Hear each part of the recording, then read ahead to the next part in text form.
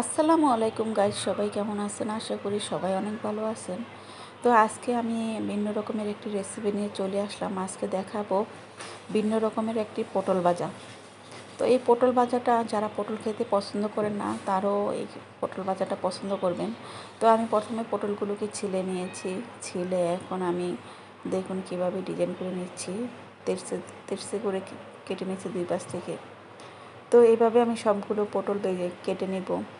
তো কেটে নেওয়া হয়ে গেলে এখন পটলের ভিতরে আমি মশলাগুলো দিয়ে দিব। প্রথমে দিয়ে দিব লবণ, আর দিয়ে দিব মরিচের গুঁড়া 1 চামচ, হলুদের গুঁড়া 1 চামচ দিয়ে ভালোভাবে মেখে নেব। তো এটার ভিতরে জিরার গুঁড়া দিলেও মজা লাগে খেতে। তো ভালোভাবে মেখে নেওয়া হয়ে গেলে এখন আমি চুলায় চলে যাব। আমি চুলাতে তেল গরম করতে বসিয়ে দিয়েছিলাম। এখন সেই তেলের উপরে আমি পটলগুলো দিয়ে দিব। তো এক এক করে সবগুলো পটল আমি দিয়ে দিচ্ছি। আর এই পটল ভাজাটা মিডিয়াম আঁচে রান্না করতে হয়, তাহলে পটলটা ভালোভাবে সিদ্ধ হবে। তো এখন আমি ঢাকনা দিয়ে ঢেকে রাখলাম 5 মিনিটের জন্য। তো 5 মিনিট পর ঢাকনাটা খুলে এখন উল্টে পাল্টে দিচ্ছি।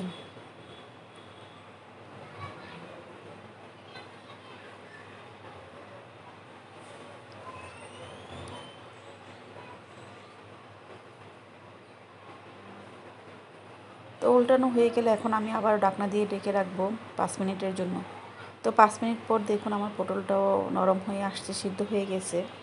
তো এখন আমি পটলটাকে একটু চেপে চেপে দিব। চেপে চেপে দিলে হয় কি, পটলের যে ডিজাইনটা করেছিলাম সেই ডিজাইনটা মানে বোঝা যায়। তো এখন আমি উল্টে দিচ্ছি। তো পটলটা আমার ভাজা হয়ে গেছে, এখন আমি নামিয়ে নেব।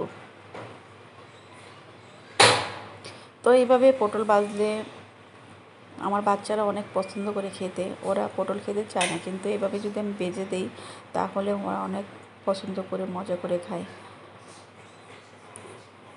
তো আমি পটলগুলো নামিয়ে নিচ্ছি।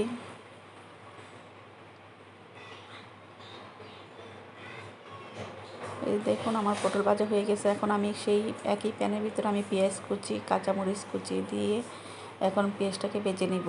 আর এর ভিতরে সামান্য পরিমাণ মরিচের গুঁড়া আর একটু হলুদের গুঁড়া দিয়ে আমি এটাকে একটু বেরেস্তার মতো ভেজে নেব।